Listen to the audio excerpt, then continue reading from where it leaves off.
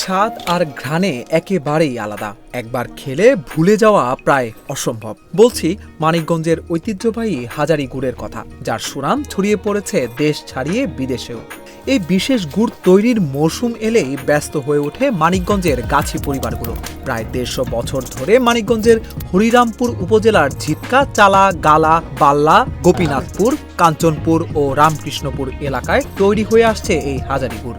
ঐতিহ্য আর স্বকীয়তার কারণে হাজারি গুড়কে মানিকগঞ্জ জেলার ব্র্যান্ড হিসেবেও স্বীকৃতি দিয়েছে সরকার। শীত শুরু হলেই টানা ৩ মাস ধরে চলে গুড় তৈরির ধুম।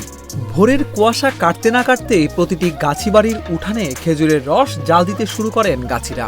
এই কাজে পুরুষদের পাশাপাশি পরিবারের নারীরাও গুরুত্বপূর্ণ ভূমিকা রাখেন। বাড়ির কাজের পাশাপাশিও আমাদের যে হাজারি গুড়টা তৈরি হয় তার পাশাপাশি আমাদেরকে সবাইকে মিলে এর উপর পরিশ্রম করতে হয়। অন্যরকম যে গুড়গুলো থাকে, লাল গুড়, নাম্বারি গুড়, পাকা রস তৈরি হয়, সবচাইতে হাজারি গুড়টাতে একটু বেশি পরিশ্রম দিতে হয়। এই গুড়টার উপরে অনেক পরিশ্রম যায় বেশি।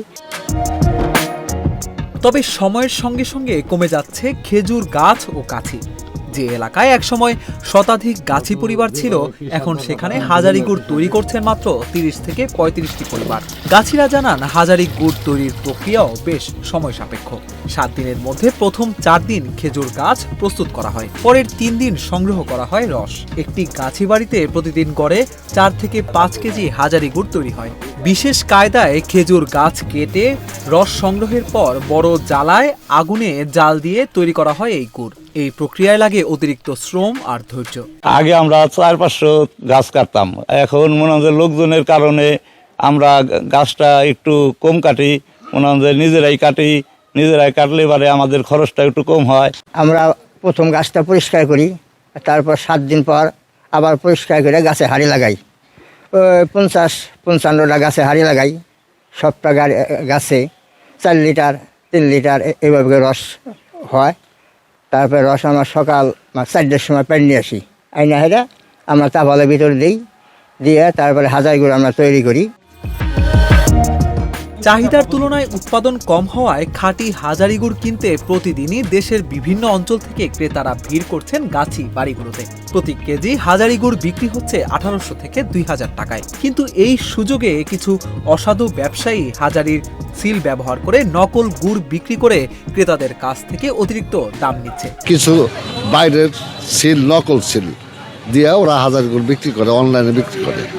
ওটার মধ্যে বেদাল আছে। আমরা আমাকে ফ্যামিলির থেকে এই আমাকে হাজারি গুড়ের নাম টিকাই রাখার জন্যে আমরা আমাদের বাড়ি রাখালসা করছিল, ওরা তো শিখছে আমার কাছ থেকে, ওরা এখন ওই সিল ব্যবহার করে, আমাদের সিল। আমার বাড়ি দোয়ালপুঞ্জ, আমি এখানে আছি গুড় কিনতে, হাজারি গুড় কিনতে আসছি। তো দামটা বেশি, একটু কম হইলে পর গরিব দুঃখী মানুষ সবাই তৃপ্তি ভরে খেতে পারতো, পায়েস পুয়েস সবাই খাইতে পারতো। আমার এটা মামার বাড়ি এলাকা ঝিটকা, তো আমি দীর্ঘদিন ধরে হাজারি গুড় কিনে এখান থেকে নিয়ে যাই প্রতি বছর। তো আমার মনে হয় তুলনামূলক গুড়ের দামটা একটু বেশি। নকল গুড় ঠেকাতে এবং ঐতিহ্য রক্ষায় উদ্যোগের কথা জানিয়েছে জেলা প্রশাসন। হাজারি গুড়টিকে মানিকগঞ্জের ব্র্যান্ডিং প্রোডাক্ট এবং এটি জিআই পণ্য হিসেবে আমরা প্রতিষ্ঠিত করতে চাচ্ছি। এজন্য এই গুড়ে ভেজাল মেশানোর ব্যাপারে মানিকগঞ্জ জেলা প্রশাসন খুবই সতর্ক। আমরা যদি কোথাও কনক্রিট অভিযোগ পাই যে অমুক হাজারি গুড়ে ভেজাল মেশাচ্ছে, তার কঠোর শাস্তি হবে, এটা আপনাকে আমরা ইনশিওর করছি।